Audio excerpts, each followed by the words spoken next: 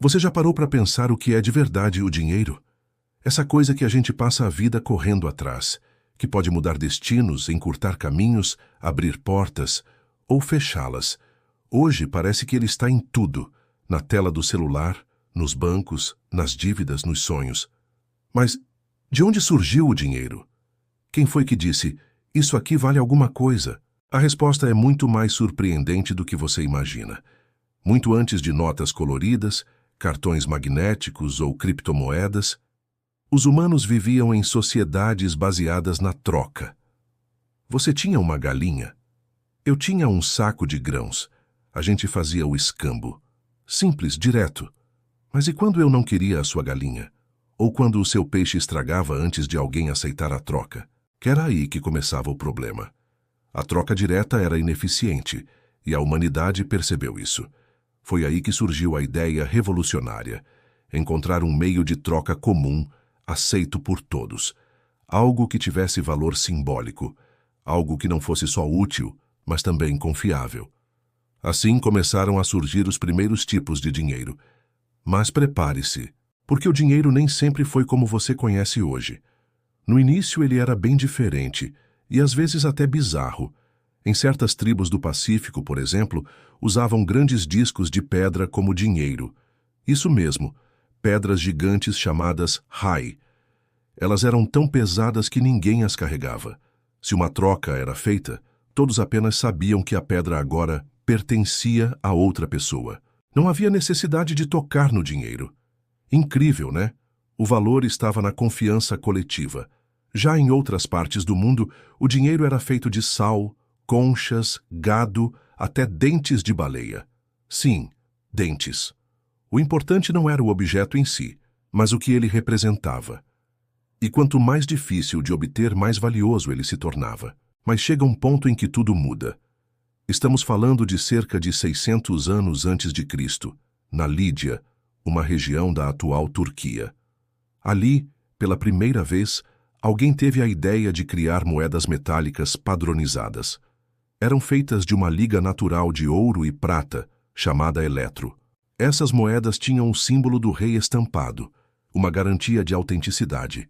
Foi o nascimento do dinheiro como conhecemos hoje.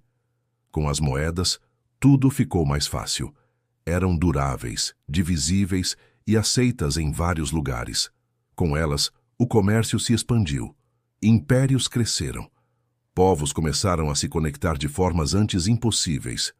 O dinheiro virou um instrumento de poder, mas a verdadeira revolução ainda estava por vir. O papel moeda. E acredite, ele surgiu na China mais de 1000 anos atrás. Comerciantes chineses começaram a usar notas como promessas de pagamento. Eram mais leves que as moedas e mais fáceis de transportar.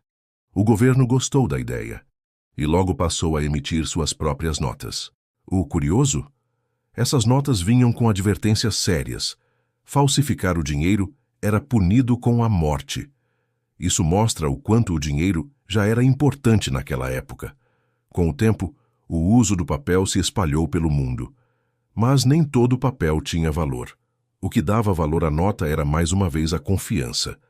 Por muito tempo, as moedas e notas eram lastreadas em ouro, ou seja, cada pedaço de papel representava uma quantidade de ouro guardado em algum cofre, o famoso padrão ouro. Isso dava às pessoas a sensação de segurança. Afinal, o dinheiro era trocável por algo real. Mas isso também tinha seus limites. E no século XX, o mundo começou a abandonar esse sistema. O dinheiro passou a não depender mais de ouro, prata, nem de nada físico. Passou a depender apenas de confiança. Sim, a mesma confiança lá das pedras Hai. Hoje, você pode olhar para uma nota de 100 e se perguntar, por que isso vale tanto? A resposta é, porque todos acreditam que vale. Porque o governo garante. Porque o sistema aceita. Porque a sociedade concorda. É uma ilusão coletiva extremamente funcional. E quando essa confiança se quebra, aí entra a inflação, a crise, a desvalorização.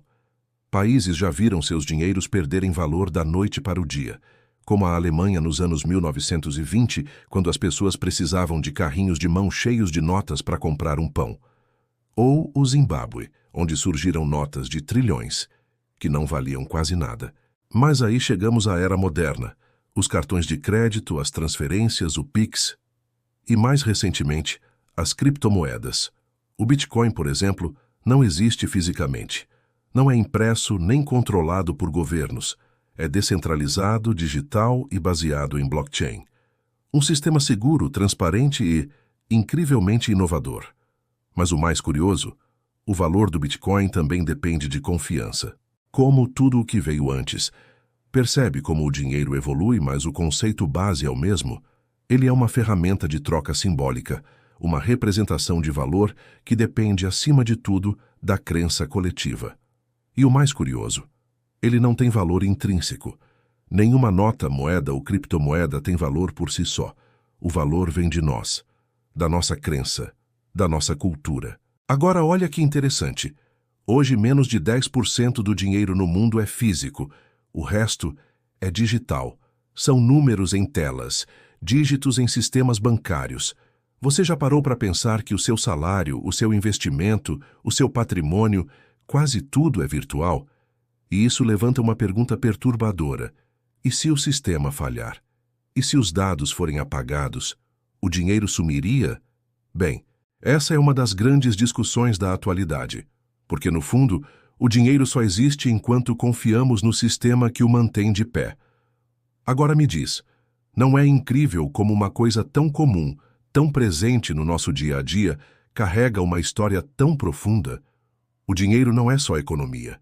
É psicologia, sociologia, história, filosofia. É uma invenção humana poderosa, capaz de criar ou destruir, de construir impérios ou provocar guerras. E o mais louco, mesmo depois de milhares de anos, ele continua mudando. Hoje, com inteligência artificial, moedas digitais dos bancos centrais, economia descentralizada, estamos vivendo mais uma transformação. O que será que vem por aí?